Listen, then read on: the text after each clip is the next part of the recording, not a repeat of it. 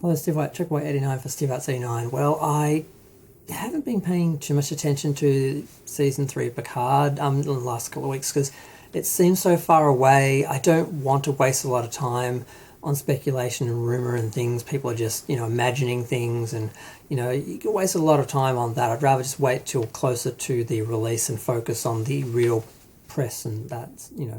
But Terry Matalas is doing interviews, and he did do an interview where he stated that Deep Space Nine would be involved.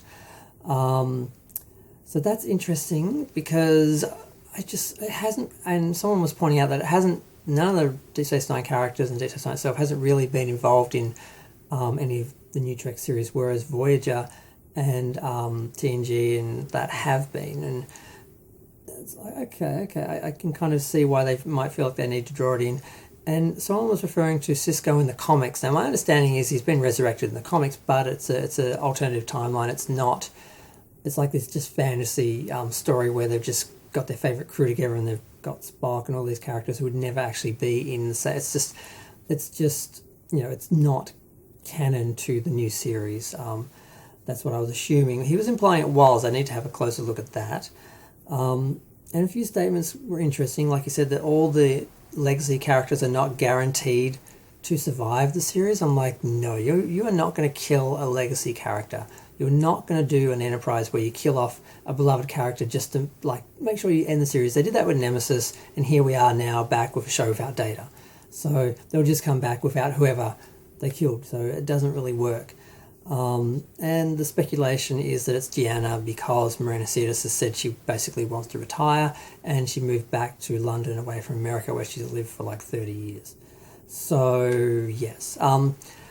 And I think it was hinted that there would be at least one Deep Space Nine character that would be appearing, and speculation is that it's Kira because they brought in Nana to do voice work for Lower Decks, like they did with John Delancey, who also appeared in Picard, and she was filming that appearance while season 3 of Picard was being filmed, so it would make sense that they've got her in for that they'll get her in and have her make an appearance.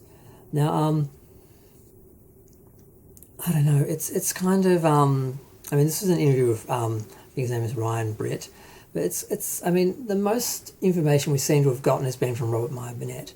And he's a weird one with Star Trek because he loves the motion picture and Deep Space Nine, which are the complete opposite ends of Star Trek, which kind of suggests he loves all Star Trek. But Deep Space Nine wasn't really Star Trek. It was barely Star Trek. It was still Star Trek technically, but it was trying to be what New Trek eventually became, which was this anti-Star Trek, pro-war, dismantling Gene Roddenberry's vision of utopian vision because they actually didn't believe it, and they sort of wanted to regress back to how we are now so people can relate to modern problems in this future world, which doesn't make any sense, which is why Deep Space Nine became problematic. Once they got into the war, I sort of tuned out because Star Trek wasn't about war, and it's like they were trying to make it contemporary, and that undid everything that made it that show and that world somewhere I wanted to be. So the idea of them loving Deep Space Nine and that he's bringing Deep Space Nine or Deep Space Nine elements into the show as an example of how it's more like Star Trek than the other shows, I'm like, well, no, if they're bringing Deep Space Nine in, then it's going to be more like New Trek, because New Trek is basically like what Stephen Iobero, whatever his name is, would have done had he had free reign. He would have done Discovery, which would have been unrecognisable dystopian war, basically, is what he would have done. Just the complete opposite of Star Trek, because he hated Star Trek, Next Generation specifically. So it makes me feel a little less confident of season 3 if they're pulling on a lot of Deep Space Nine. But that was still, even if they did a conclusion or continuation of Deep Space Nine, that would still be more Star Trek than Discovery or Picard or that. So Picard season 1 and 2. So I'm sort of not sure about this. I found it all interesting enough that I'm talking about it and making a video.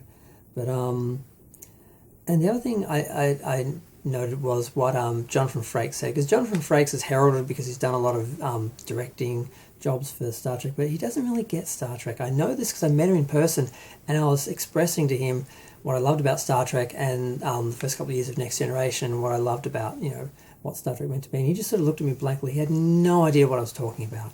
He was just an actor playing the role, and I know he would refer to Gene Roddenberry and talking to Gene Roddenberry personally. I'm like, it makes me really sad that you have this relationship with this man, but you didn't get what he was talking about. It went all over your head, and the reason why you're able to work on Discovery and Picard, directing some of the, some of these really awful sort of scenes and elements that didn't work as Star Trek, is because you really don't get it. And he said his character was more dangerous than he was ever allowed to be in the other series, which implies that he's changing Will to make him more like what he thought Will should be like, which is, against what he was in the series, and, opposing what he was in the series, because in that world he couldn't have been that sort of person. So it just shows more that he doesn't get Star Trek and that he's happy to change it, and makes me feel a bit less confident about season 3, because I was starting to think like this could be different.